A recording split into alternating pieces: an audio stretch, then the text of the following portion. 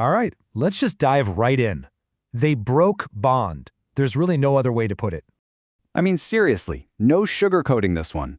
James Bond is dead. Daniel Craig's version of the character is gone for good. And that single decision has pretty much split the entire world of film right down the middle. And that's the whole point, isn't it?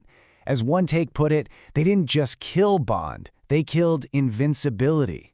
This was never just about the end of a character, it was about the death of a whole cinematic idea. Think about it. For 60 years, the outcome was always the same. You had different actors, different eras, different timelines, but the one thing you could absolutely count on? He walks away. That was the deal. That was the unspoken contract with the audience. No matter how insane the odds, no matter the situation, 007 survives.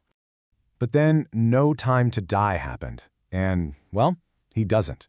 Just like that, the 60-year-old rule was shattered. The Invincible Man turned out to be mortal after all. So the big question is, why? Why now? Okay, so to really get the controversy, we first have to understand the mission that led to his end. Let's do a quick recap. So the short version is this. Bond's retired, he's living the quiet life, but of course, an old friend from the CIA pulls him back in. It starts as a rescue mission for a kidnapped scientist, but because it's James Bond, it quickly spirals into a massive global threat involving a DNA-targeting bioweapon. It all leads to a confrontation with a new, mysterious villain, and that leads to, well, the final sacrifice. And it's that sacrifice where the real debate begins.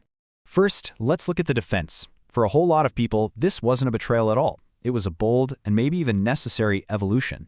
The feeling on this side is basically this. Finally, consequences. Finally, emotional weight.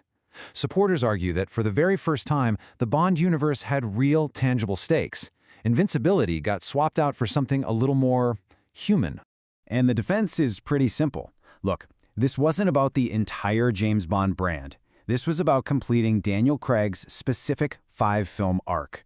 It humanized him, it gave the story real, permanent stakes, and his death wasn't a defeat. It was a heroic, meaningful sacrifice that was the perfect ending for his version of the story.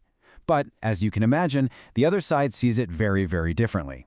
So now, for the attack. The argument here is that they didn't just end a story. They broke an icon. The core belief is powerful and to the point. You don't kill a legend. That's it.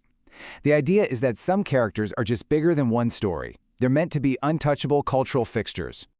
The criticism here is sharp. Bond isn't just a character, he's a myth, and you don't kill myths. Doing so breaks that 60-year contract with the audience. And here's a huge point of contention. The villain, Safin, just wasn't worthy. I mean, you're gonna break cinematic history for him? He's not Goldfinger, he's not Blofeld. For critics, this felt less like an earned conclusion and more like a cheap gimmick done for pure shock value. So, we've heard both sides. A bold, necessary story or a total betrayal of a legend.